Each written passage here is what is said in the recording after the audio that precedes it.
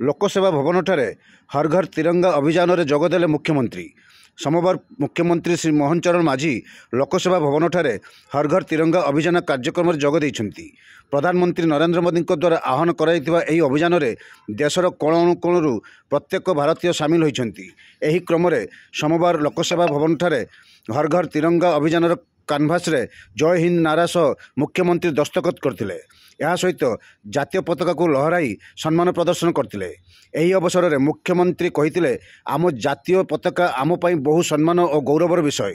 प्रत्येक देशवासी को जातीय पताकार महत्व विषय में सचेतन करने एही अभियान मूल लक्ष्य। माननीय प्रधानमंत्री को आह्वान क्रमे एही अभियान प्रत्येक ओडिशावासी आगबर हो सामिल होगापी मुख्यमंत्री समस्त को अनुरोध करथिले।